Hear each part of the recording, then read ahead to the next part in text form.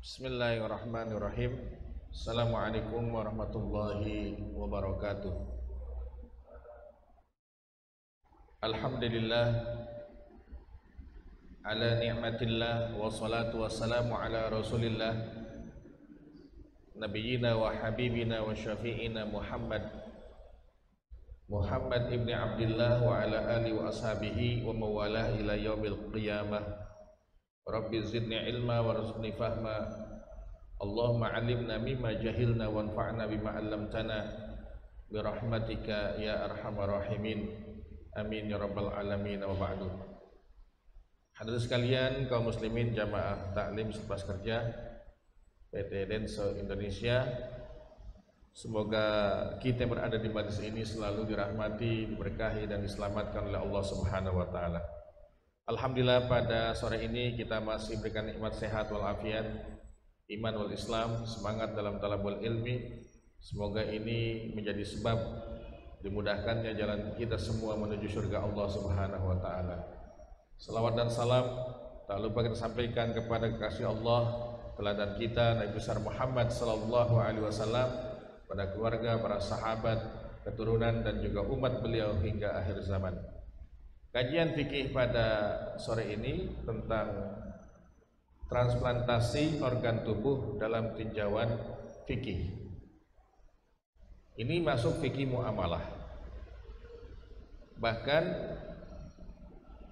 yang sangat menantang fikih hari ini adalah fikih muamalah. Salah satunya fikih kesehatan.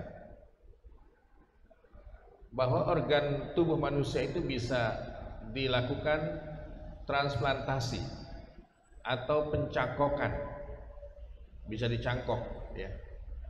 Ketika secara medis itu cocok, sesuai, itu bisa dipindahkan. Nah, gimana hukumnya secara fikih? Sebagai prolog atau muqaddimah, dalam fikih itu disebutkan permasalahan jual beli organ tubuh bukan merupakan hal baru. Dan permasalahan ini sudah ada pembahasannya dalam literatur fikih Islam dengan istilah sebutan pemanfaatan. Jadi kalau di kitab-kitab fikih klasik disebut dengan hakul intifa, hak memanfaatkan. Yang kemudian hari ini istilahnya berubah, ya, disebut dengan at-tabarru' fil a'dha. Tabarru' artinya mendonorkan ya organ tubuh atau jaringan tubuh. Nah, hal tersebut juga sudah ada pembahasannya dalam fikih 4 mazhab. Ya, mungkin karena dunia kedokteran begitu maju hari ini sehingga istilahnya mungkin sudah ketinggalan. Tapi kontennya terkait memindahkan organ tubuh milik orang lain kepada individu lain itu sudah dibahas oleh ulama 4 mazhab. Dan mereka berkata tidak boleh melakukan jual beli rambut manusia dan atau memanfaatkannya, karena manusia itu adalah makhluk terhormat, dan juga tidak boleh memanfaatkan kulit manusia dan juga giginya. Jadi gigi orang dipindahkan ke kita itu nggak boleh. Kalau dalam pandangan 4 mazhab. Ya, rambut kita dijual nggak boleh juga. Apa alasannya? Sebab manusia itu adalah muhtaram, ciptaan Allah yang dimuliakan. Maka tidak boleh kalau itu dijual belikan organ tubuhnya. Ini sama saja dengan merendahkan, seakan-akan ya organ tubuh kita ini adalah komoditas jual beli. Padahal bukan itu. Allah ciptakan masing-masing dengan apa? Fungsi untuk setiap individu. Namun ini sudah terjadi ya dalam dunia kesehatan hari ini. Apa itu dimaksud dengan transplantasi ini?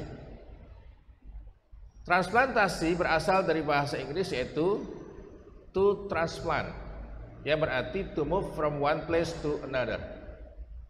To move artinya berpindah dari satu tempat ke tempat yang lain.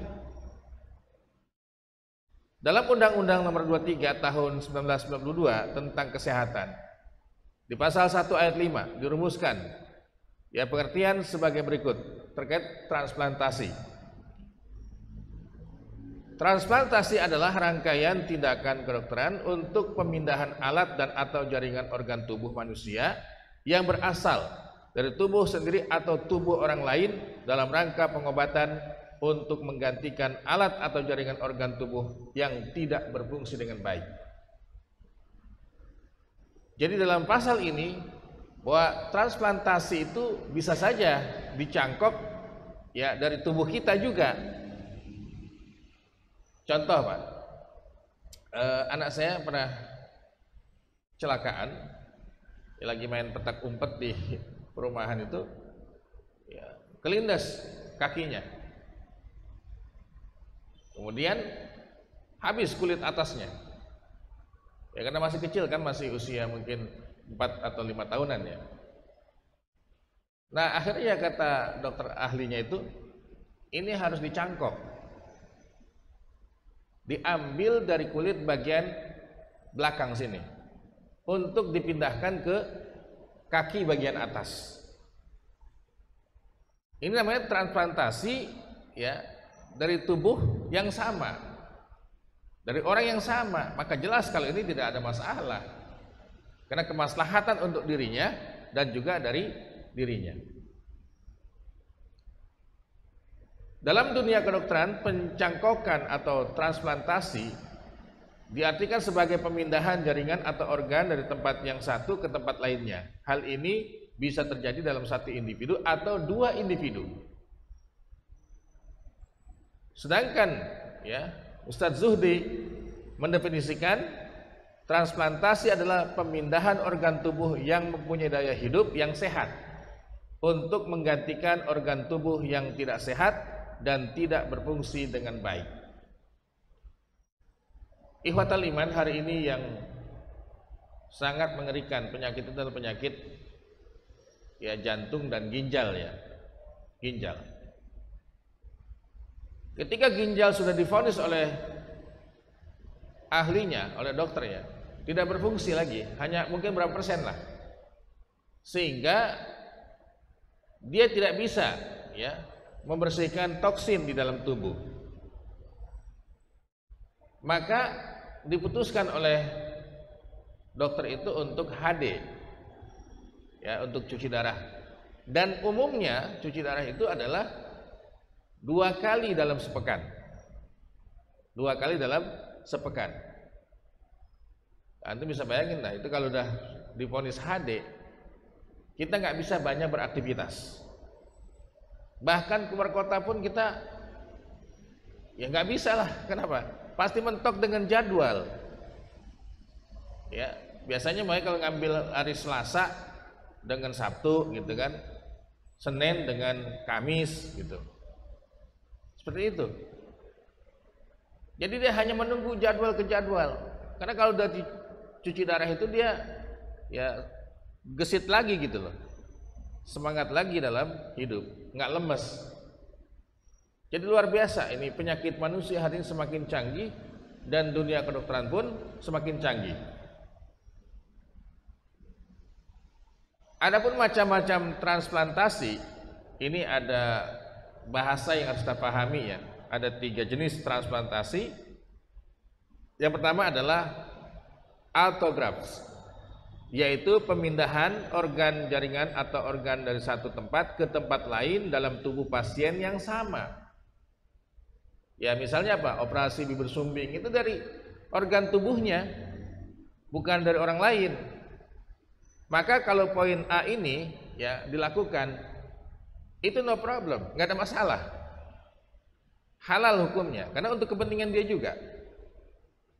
Yang kedua ini disebut dengan allograft, yaitu pemindahan jaringan atau organ tubuh dari tubuh ke tubuh yang lain yang sama spesiesnya, yakni antara manusia dengan manusia.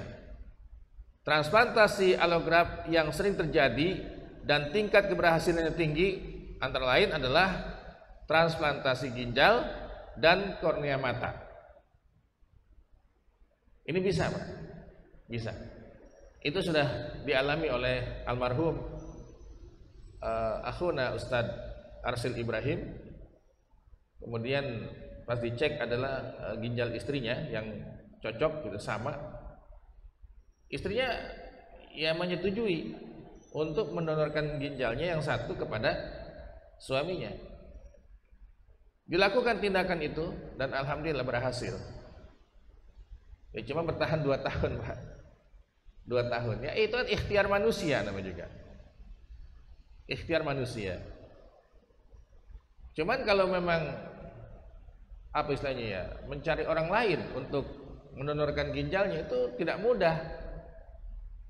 Bahkan sangat-sangat mahal, Pak. Ini ada yang sudah HD ya, dan dia seorang pejabat. Itu pas cari pendonornya ada yang siap, ya itu imbalannya berapa, Pak? 1,5 M. Jadi 1,5 M, 1.500.000.000. Itu baru buat organ ginjalnya saja, belum tindakan operasinya. Subhanallah ya, artinya Allah menciptakan organ tubuh itu sangat-sangat mahal. Makanya kata Syekh Aid Al-Qarni, kalau ada manusia hari ini dengan organ yang sehat, dia mengatakan saya ini miskin, dia harus bermuhasabah. Maukah matanya yang bisa melihat hari ini ditukar dengan emas sebesar gunung Uhud sehingga dia menjadi buta? Diambil matanya, dipindahkan kepada orang lain. Tentu nggak ada yang mau, Pak.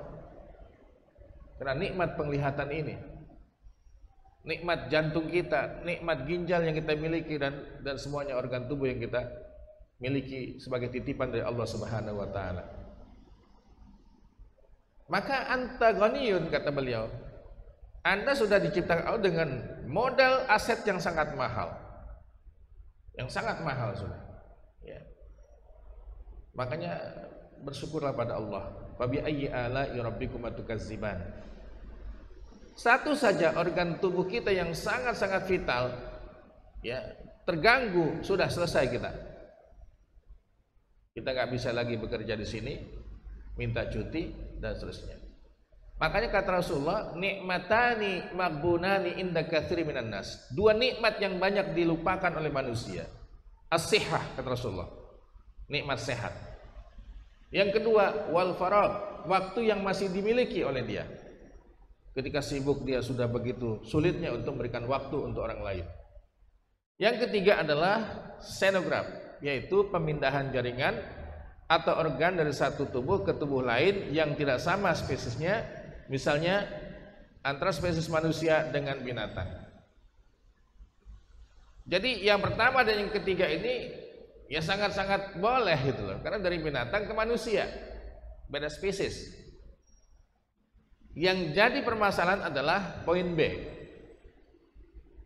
transplantasi allograft. Ini yang bermasalah secara hukum fikihnya ya. Transplantasi menurut hukum Islam, pada dasarnya ada beberapa persoalan yang terjadi dalam transplantasi sehingga memerlukan dasar hukumnya. Di antaranya, 1, transplantasi organ tubuh dalam keadaan hidup. Apabila transplantasi organ tubuh diambil dari orang yang masih dalam keadaan hidup sehat, maka hukumnya haram, tidak boleh. Dengan alasan yaitu firman Allah Subhanahu wa taala surah Al-Baqarah ayat 195. Wala tulqu bi aydiyakum ila tahlukah. Wala tulqu anfusakum bi aydiyakum ila tahlukah.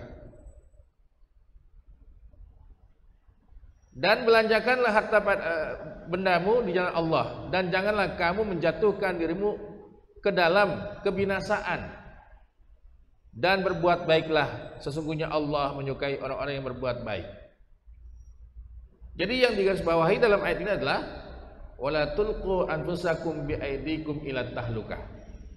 Berarti kalau kita sehat, diambil organ tubuh kita untuk orang lain, kita yang sakit.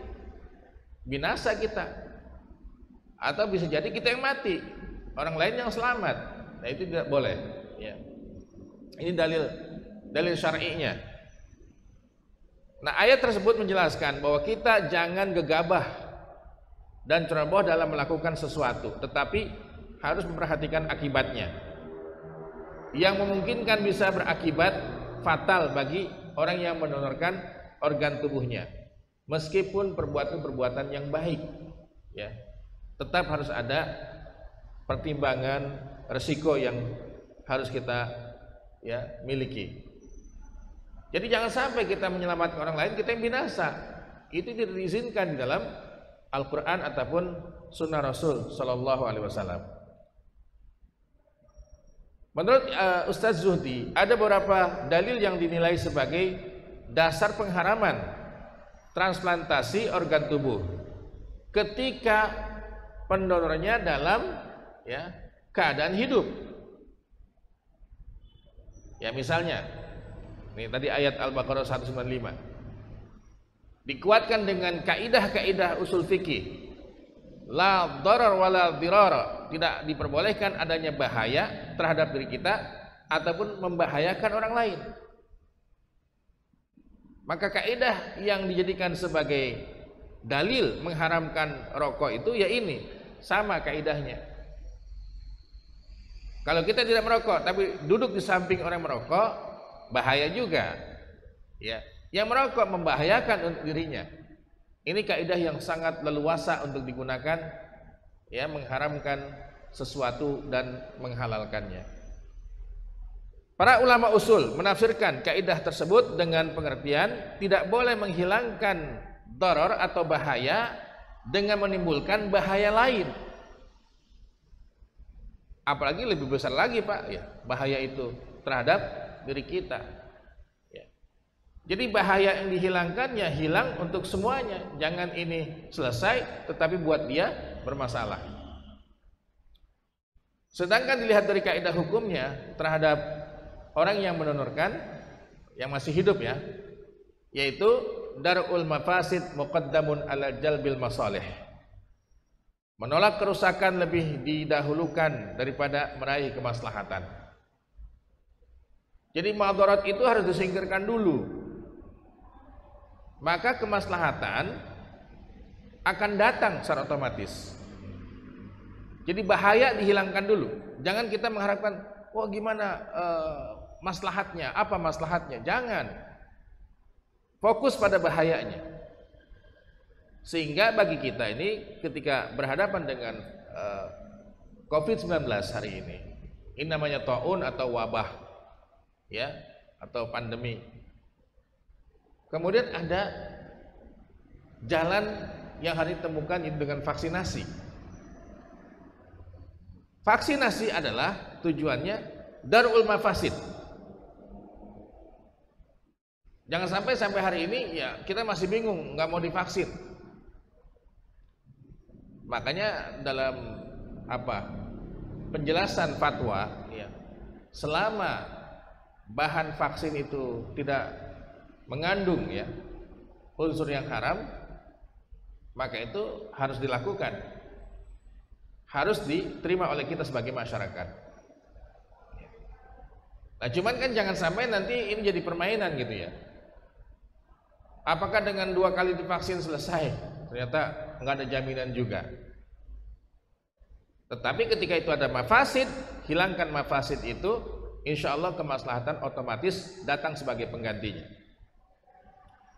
Kemudian kaidah yang berikutnya, ad-darar la yuzalu illa bid-darari. Bahaya tidak boleh dihilangkan dengan bahaya lainnya. Simposium nasional kedua tentang transplantasi organ telah ditandatangani oleh Ormas Islam di Indonesia, NU, PP Muhammadiyah dan juga MUI tentang kebolehan transplantasi organ dalam keadaan terpaksa dengan tujuan menyelamatkan nyawa orang lain. Ya mungkin ketika ada hubungan anak dengan ayah, ayahnya butuh ya donor dari anaknya, berarti kan ya ada hubungan emosional. Bisa nggak kalau ginjal si anak ini dipindahkan ke ayahnya? Bisa. Masih bisa hidup nggak? Masih. Cuman nanti ada resiko, yaitu dia ya namanya ginjal cuma satu Pak ya, nggak boleh lelah, nggak boleh kecapean dan seterusnya itu harus disampaikan ya. Jadi kedua-duanya ingin selamat, tetapi mungkin dengan pola hidup yang berbeda ya. Nah ini menurut beliau, kata Quraisy Shihab, ya boleh hukumnya, sebab ya orang hidup itu lebih diutamakan gitu ya. Begitu juga Kiai Haji Aliyafi, ini ahli fikih di Indonesia, juga menguatkan bahwa ada kaidah usul fikih yang dapat dijadikan penguat pembolehan transplantasi, yaitu kaidah apa? Hurmatul hayyi a'zamu min hurmatil mayyit. Kehormatan orang hidup lebih besar keharusannya untuk memeliharanya daripada yang mati. Jadi ini fatwa terkait ya transplantasi dari orang yang sudah meninggal dunia. Untuk siapa? Untuk yang hidup. Kalau yang model ini, ulama itu kebanyakan berpendapat boleh. Karena ini sudah mati dia. Bagaimana yang masih bisa diusahakan hidup, dia bisa hidup. Maka dipindahkanlah organ si mayit ini kepada yang hidup. Maka ini hukumnya diperbolehkan. Ya, dalam pandangan ulama-ulama tadi ini di Indonesia. Asy-Syaikh Yusuf Al-Qaradawi boleh hukumnya transplantasi orang hidup. Beliau berpendapat bahwa walaupun tubuh ini merupakan titipan Allah, namun manusia diberi kewenangan untuk mempergunakan dan memanfaatkannya. Sebagaimana boleh mendermakan sebagian hartanya. Harta itu milik siapa?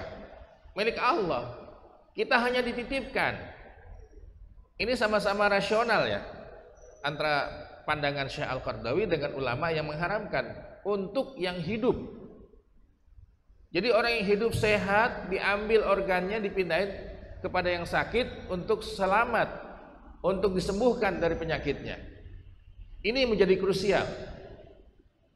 Nah kalau Syekh Qaradawi boleh, yang penting para tim medis ini mengatakan orang ini bisa hidup masih ketika organnya itu dipindahkan ke orang lain ya.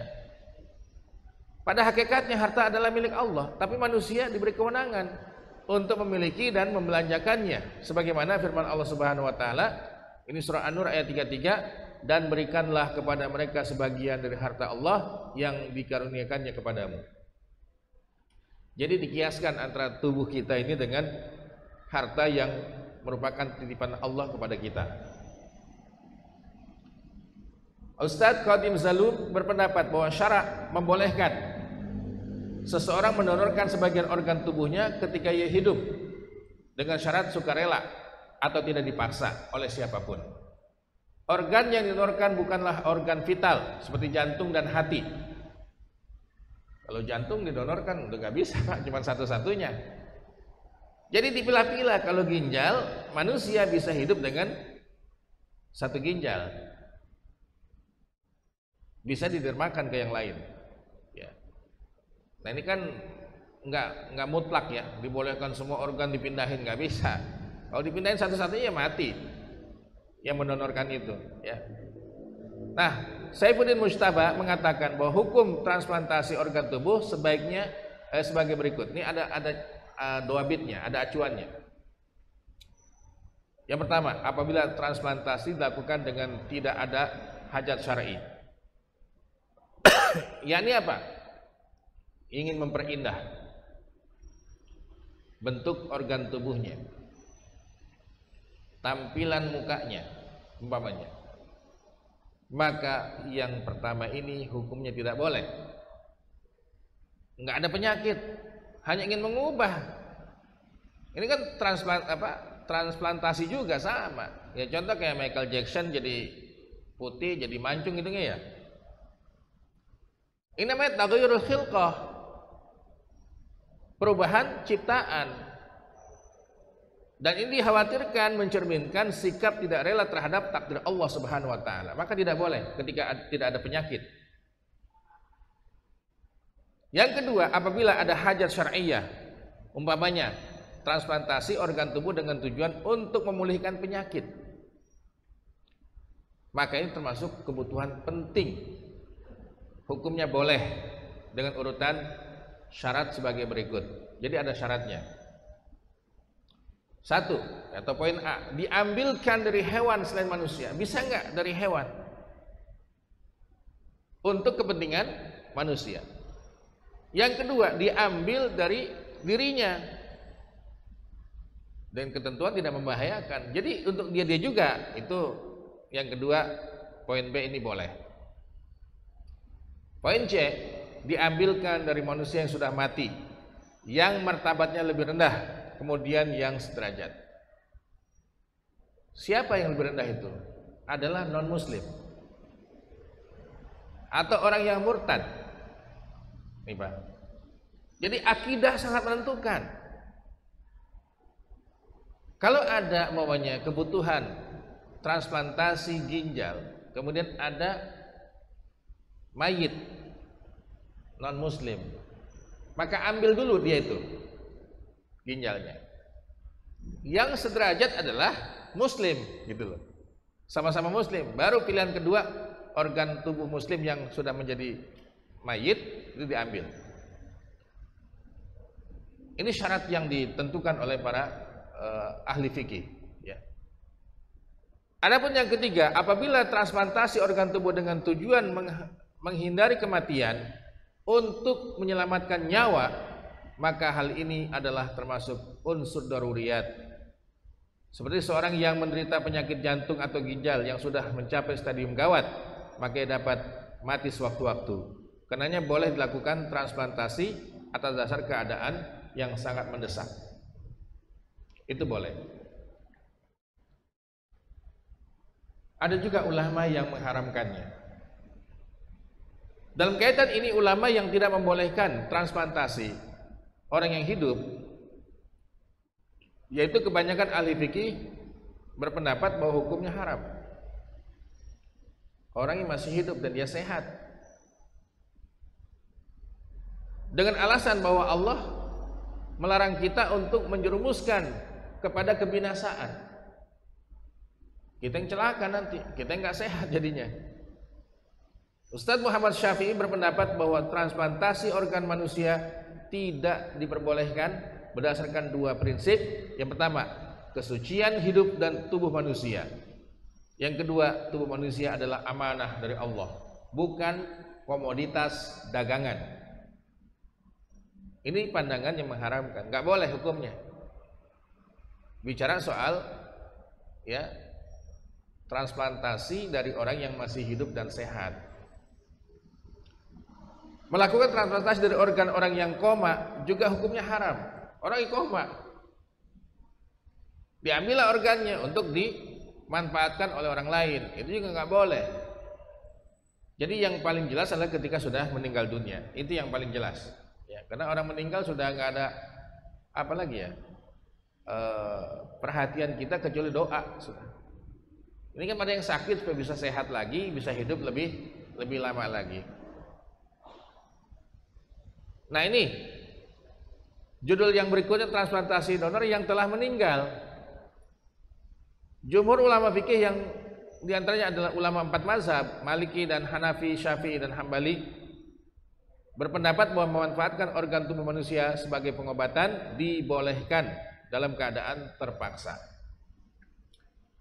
Transplantasi dapat dilakukan dengan syarat si pendonornya itu telah mewariskan sebelum ia meninggal atau diizinkan oleh ahli warisnya. Jadi kalau dia masih hidup berpesan, kalau saya nanti sudah meninggal dunia, silakan kalau ingin dimanfaatkan dari organ tubuh saya itu silakan saja. Ada wasiat. Yang kedua, ketika tidak ada wasiat, itu adalah hak ahli warisnya mengizinkan atau tidak. Kalau tidak mengizinkan ya nggak boleh. Tapi yang terjadi Pak, ini sudah menjadi rahasia umum, as-sariqah. Jadi pencurian organ tubuh manusia yang mati dengan dalih otopsi. Ya saya pernah nanya, otopsi diapain sih Pak? Anda tahu diapain? Dibelek semuanya ini. Bahkan kepalanya pun bisa dibedah, Pak.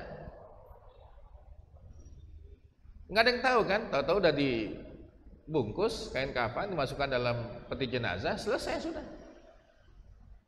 Bahkan disil, disegel, nggak boleh dilihat lagi, udah langsung dimakamkan. Nah ini ketika kejadian ada istilahnya pencurian organ tubuh oleh para ahli, ini hukumnya tidak boleh, diharamkan dalam hukum fikih. Ya, maka para dokter ini harus paham hukum fikih. Ya. Mengambil organ tubuh orang yang sudah meninggal untuk menyelamatkan nyawa orang yang masih hidup secara hukum dan medis itu adalah diperbolehkan. Baik hukum syariat ataupun hukum positif dan juga secara medis itu dibolehkan, Pak. Ya, diperbolehkan.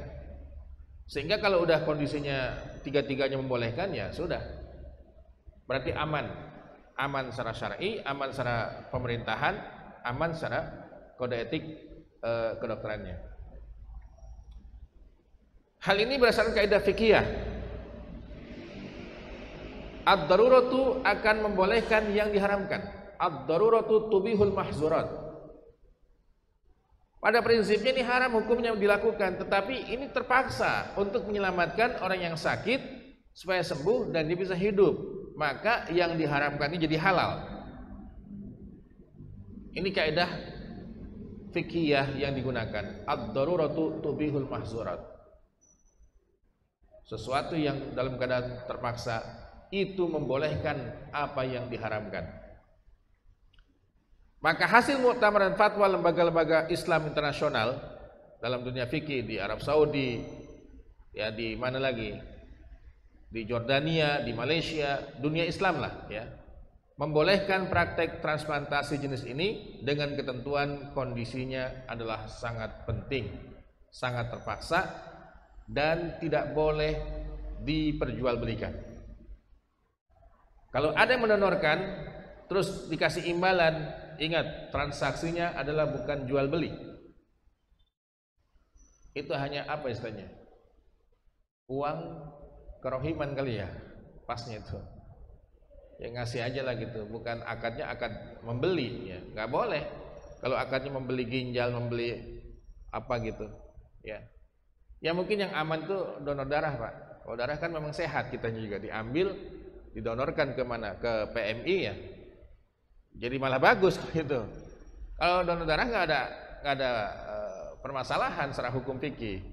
Ini kan organ tubuh ya, atau jaringan tubuh dipindahkan ke orang lain. Fatwa ulama dunia Islam membolehkan transplantasi organ tubuh orang yang telah meninggal dengan syarat sebagai berikut. 1.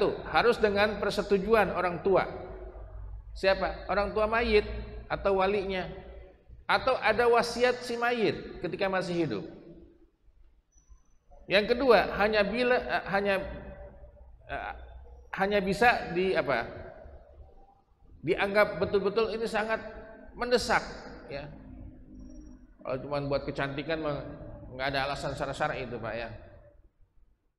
Yang ketiga, bila tidak darurat dan keperluannya tidak urgen atau mendesak, maka harus memberikan imbalan pantas kepada ahli waris yang mendonorkan itu tanpa transaksi dan kontrak jual beli. Jauhkan masalah ini, Pak. Kita beli ginjalnya, enggak boleh itu. Selanjutnya, ada yang berpendapat transplantasi organ tubuh ini, orang yang telah meninggal dunia juga diharamkan, enggak boleh. Keharaman tersebut didasarkan pada adanya larangan untuk menyakiti mayit. Ketika ada sahabat yang duduk di atas makam, apa sabda Nabi? Lebih baik kamu duduk di atas bara api sampai melepuh pantatmu itu daripada duduk di atas kuburan ini. Karena duduk di atas kuburan itu, Pak, menyakitkan bagi mayit. Bahkan mematahkan tulang orang sudah mati itu sama halnya dengan mematahkan tulang orang yang masih hidup. Jadi manusia itu terhormat ketika masih hidup ataupun setelah meninggal dunia.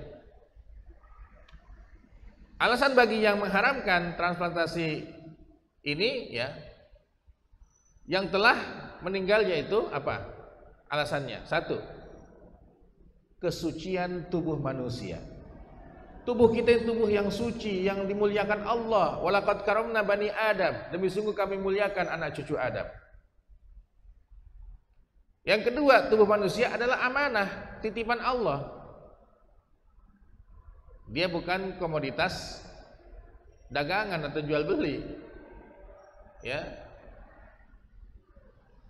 Yang ketiga, tubuh manusia tidak boleh diperlakukan sebagai benda material semata. Transplantasi dilakukan dengan memotong organ tubuh seseorang untuk diletakkan atau dicangkokkan pada tubuh orang lain. Itu yang dimaksud dengan transplantasi. Terus Imam Ahmad ini yang meriwayatkan dari Amr bin Hazm Al-Ansari berkata, Rasulullah pernah melihatku ya sedang bersandar pada sebuah kuburan. Maka beliau lalu bersabda, janganlah kamu menyakiti penghuni kubur itu. Hadis ini secara jelas menunjukkan bahwa mayat mempunyai kehormatan sebagaimana orang yang hidup. Begitu pula melanggar kehormatan dan menganiaya mayat adalah sama dengan ya melakukan pelanggaran kehormatan bagi yang hidup. Sama saja. Ini dalil yang mengatakan tidak boleh untuk melakukan transplantasi organ tubuh. Baik itu dari yang sudah meninggal dunia ataupun yang masih hidup. Memberikan donor organ tubuh dari orang non-muslim kepada muslim, ini gimana? Boleh hukumnya diambil organ tubuh non-muslim untuk seorang muslim yang membutuhkannya. Karena kehormatan orang kafir terhadap dirinya sudah dicabut oleh Allah Subhanahu wa taala. Begitu pula orang yang murtad, orang Islam yang pindah agama. Apa contohnya? Ya bahwa dia tidak terhormat lagi. Hak warisannya batal. Jadi kalau ada orang tua punya peninggalan, kekayaan, harta warisan, anaknya pindah agama, maka otomatis ini anak nggak bisa mendapatkan harta warisan. Itu salah satu kehormatan manusia itu dicabut oleh Allah Subhanahu wa taala. Nah, hukum menjual dan mewasiatkan organ tubuh. Mengenai menjual organ tubuh manusia, ulama sepakat bahwa hukumnya haram berdasarkan pertimbangan berikut. Nggak boleh Pak, kalau udah transaksinya jual beli. Mohon maaf yang di negara miskin, yang sangat-sangat miskin kayak India. Di India itu saking susahnya hidup Pak. Tidak ada pilihan kecuali dia harus menjual organ tubuhnya. Yang umum itu ginjal. Dia donorkan, tapi transaksinya ya jual beli. Ya karena dia bukan muslim, hukum yang digunakan adalah hukum Hindu. Kalau kita ya nggak boleh. Semiskin apapun nggak boleh Pak kita menjual organ tubuh kita ini untuk orang lain. Yang kedua, jika ya seseorang menjual manusia yang merdeka, maka selamanya ya si pembeli tidak memiliki hak apapun atas diri manusia itu. Karena sejak awal hukum transaksi itu sendiri adalah haram. Jual beli manusia termasuk itu ya, tidak boleh. Perbudakan sudah dihapus oleh Rasulullah dan para sahabat. Termasuk Abu Bakar As-Siddiq adalah sahabat yang paling banyak membebaskan budak, sehingga beliau mendapatkan julukan Al-Atiq, orang yang paling banyak membebaskan hamba sahaya, termasuk Bilal dibebaskan. Nah hari ini ada ya kejahatan manusia, yaitu penyelundupan manusia. Anak-anak kecil itu dijual. Nah kalau dijual, maka otomatis ini menjadi budak. Apa hukumnya menjual manusia?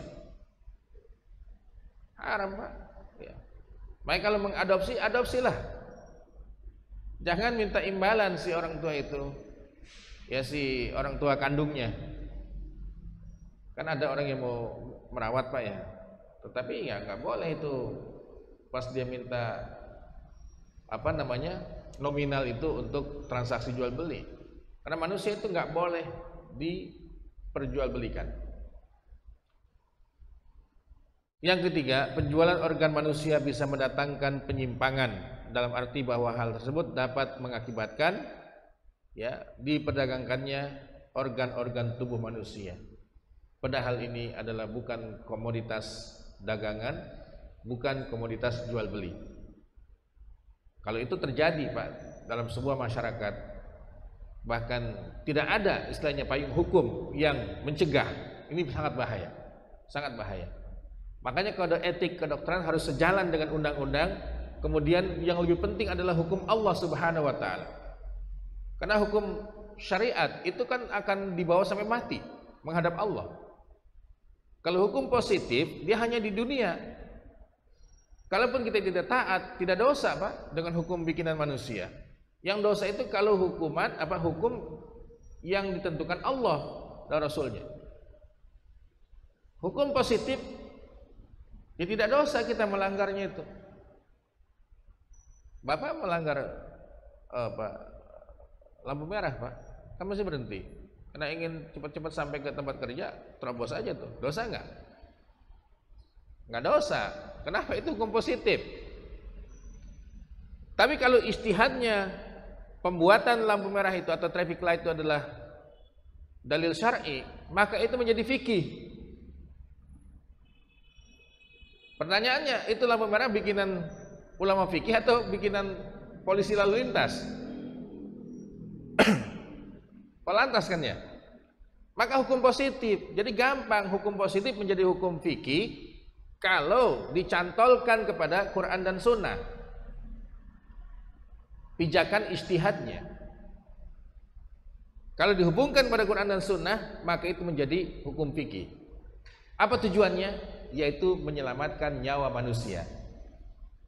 Regulasi untuk keselamatan. Ada ayatnya, ada hadisnya. Man ahya, siapa yang menghidupkan satu nyawa, seakan-akan dia menghidupkan nyawa seluruhnya, karena dia punya keturunan ke depan. Nah itu, jadi hukum positif dan hukum syariat ini memang berbeda ya. Hukum syariat akan kita bawa sampai menghadap Allah Subhanahu wa taala, sampai ke akhirat nanti. Hukum positif hanya di dunia saja. Undang-Undang Nomor 23 Tahun 92 tentang kesehatan yang mengatur pelarangan komersialisasi organ tubuh manusia. Dalam pasal 33 ayat 2 disebutkan transplantasi organ tubuh serta transfusi darah dilakukan hanya untuk tujuan kemanusiaan al-insaniyah dan dilarang untuk tujuan komersial.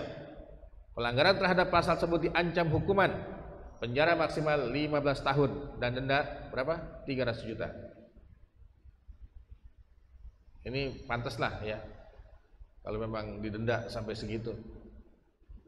Kalau perlu tambah lagi, kenapa? Ini untuk mencegah komersialisasi organ tubuh manusia. Yang paling memungkinkan adalah orang yang sudah mati, kecelakaan, nggak ada identitasnya, dibawa oleh pihak kepolisian ya ke rumah sakit, diotopsi, ya, diolahlah di situ organ tubuhnya. Itu termasuk namanya sarikoh, ya, pencurian organ tubuh. Kalau kepengen halal, ya minta izin sama ahli warisnya. Boleh nggak? Kalau boleh silakan, nggak boleh nggak? Ya nggak boleh dilakukan juga, Pak. Ya. Karena ahli waris itu punya hak untuk menentukan iya atau tidaknya. Jika seseorang di masa hidupnya berwasiat untuk mendermakan bagian dari organ tubuhnya ketika ia meninggal dunia, maka hal itu hukumnya boleh. Hukumnya boleh.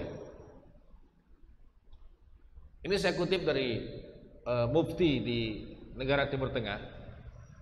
Judulnya Hukmuddin fi Bai'il A'dha al-Bashariyah wa Sariqatiha wa Tabarru biha. Hukum agama dalam jual beli organ tubuh manusia atau pencurian organ tubuh dan mendermakan. Jadi ada 3 poin. Jual beli, kemudian pencurian organ tubuh. Yang ketiga adalah mendermakan, mendonorkan. Ini secara hukum fikih beda-beda. Syekh Abdul Khaliq Atifi ini seorang pengawas tentang hukum, ya, hukum Islam, Apa kata beliau? Innahu la yajuz lil insani ala sabil itlaq ayyabi'a udwan min a'dahi. Enggak boleh secara mutlak bagi seseorang muslim melakukan jual beli organ tubuhnya. Jual beli ya. Jadi jual beli sudah jelas fatwanya, diharamkan mutlak. Li'ana a'dhal insan laysat mahallan lil bai'. Karena organ tubuh bukan komoditas jualan, dagangan. Walaysa sil'ah minas sila' allati yasihu fiha tabadul at-tijari. Yang tidak punya landasan legalitas ya, transaksi jual beli. Wa innama jasadul insan bina'un banahullah ta'ala. Akan tetapi tubuh kita ini ya adalah dibentuk oleh Allah Subhanahu wa taala dan dilindungi oleh Allah kehormatannya. Maka Allah harama al-mutajarah. Allah mengharamkan bisnis organ tubuh dengan pengharaman yang mutlak. Wa kullu mayatin hadu tariq bin nisbah li jasadil insan fa batil. Maka jual beli dianggap tidak sah, batil ya, mendapat hukuman dari Allah Subhanahu wa taala. Wa asyara atifi ila anna tabarru al-insan bi ghairihi bi udwin min a'dhahi yara jumhurul fuqaha annahu jaizun syar'an. Adapun bila itu didermakan, didonorkan, maka Syekh Atifi mengatakan saya berpegang kepada pendapat jumhur ulama, itu boleh mendonorkan. Idza sahha at-tabibus siqah, apabila itu direkomended oleh dokter yang bisa dipercaya. Al-mutakhassis, spesialis. Ya, beliau menambahkan dokter yang bisa dipercaya, kemudian dia spesialis di bidang itu, di bidang transplantasi. Anna tabarru al-insan bi syai'in min jasadi la yastur anhu dararun. Yang kedua, ketika dia donorkan itu tidak membahayakan dirinya, dia masih bisa hidup. Wa takunu fi asyad halat darurah li syakhsin aziz alaihi. Dan dilihat lagi kalau sudah sangat-sangat mendesak, itu lebih boleh lagi hukumnya. Sangat-sangat mendesak ya. Ini sangat bergantung dengan kondisi ya. Mubtaghiyan biha wajhallahi ta'ala, semata-mata mencari ridha Allah Subhanahu wa taala, menolong orang lain dan dia pun bisa selamat. Dua-duanya selamat. Yang sakit sembuh, yang tadi yang sehat juga dia tidak mendapatkan bahaya apa-apa dari kesehatannya. Adapun memindahkan organ tubuh dari yang sudah meninggal dunia kepada hidup ya. Ini beliau mengatakan la yajuz, tidak boleh. Karena syariat Islam memuliakan manusia itu baik itu di masa hidup ataupun setelah meninggal dunia. Nah, beliau mengambil pendapat itu. Nah, ini tadi hadisnya kasru izamil mayyit ka kasru izamil hayyan. Memotong, mematahkan tulang orang yang sudah meninggal dunia ya sama saja dengan mematahkan tulang orang yang masih hidup. Jadi hukum mayit dan hidup ini dianggap sama oleh beliau. Hadis riwayat Imam Bukhari. Juga mengeluarkan dalil dengan firman Allah Al-Isra ayat 70, laqad karamna bani Adam ya. Al-Baqarah 195, wala tulqu bi aydikum ila tahlukah wala taqtulu anfusakum innallaha kana bikum rahima.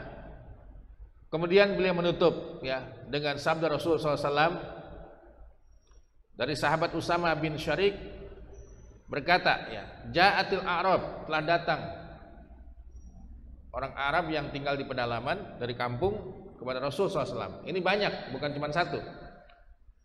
Faqalu ya Rasulullah, ayyu an-nasi khairun. Ya Rasulullah, siapakah manusia yang terbaik? Qala ahsanum khuluqan, yang paling bagus akhlaknya. Qalu ya Rasulullah, ana tadawa, katanya. Apa kita harus berobat kalau sakit? Apa jawaban Nabi?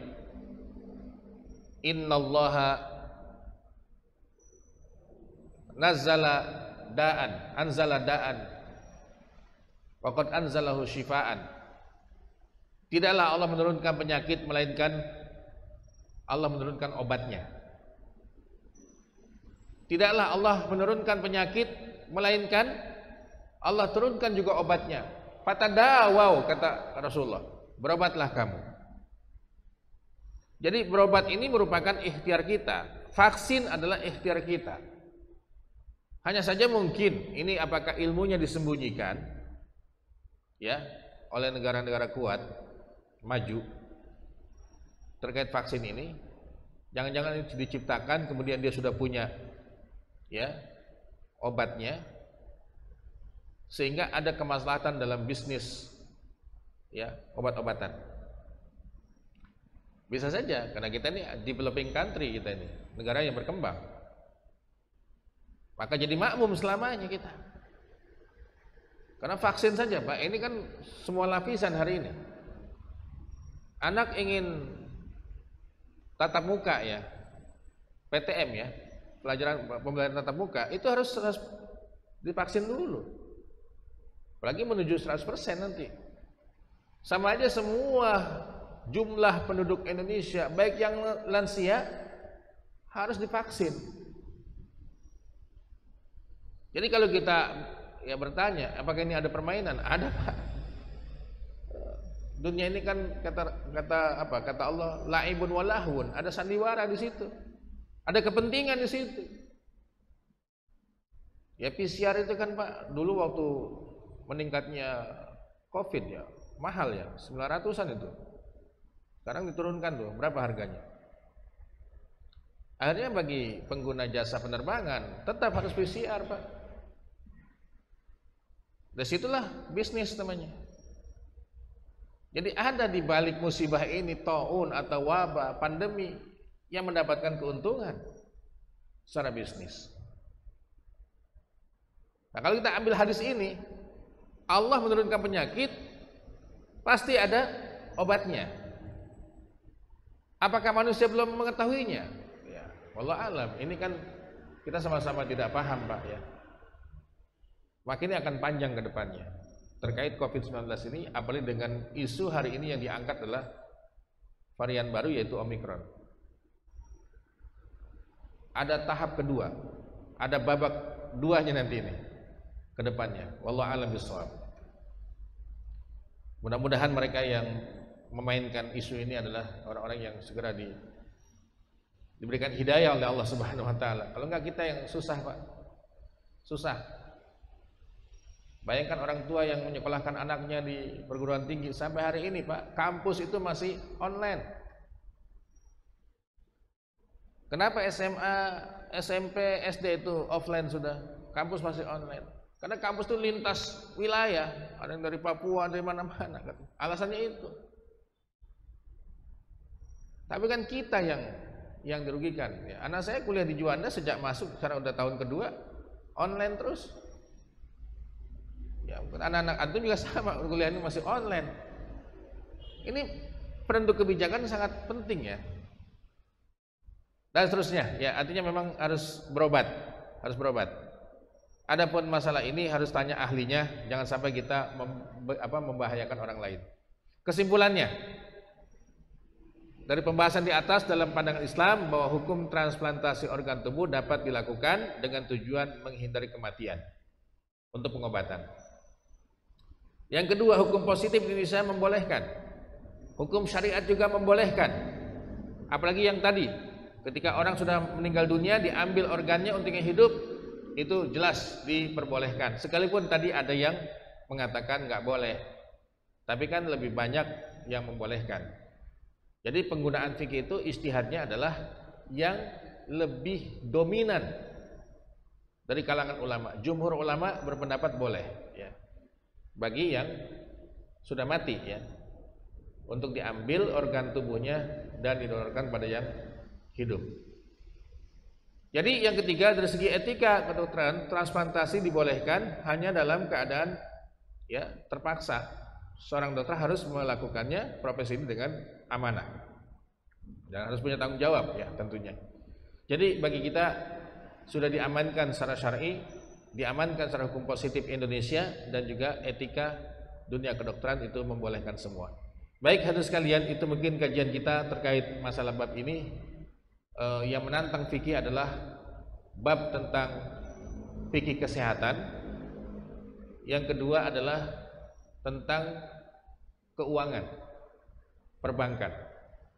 Itu yang sangat dinamis. Kalau fikih ibadah mah udah tuntas, udah selesai. Bab sholat nggak akan ada perubahan yang signifikan. Tapi ketika jual beli, ya, masalah bunga bank, ini gimana ya?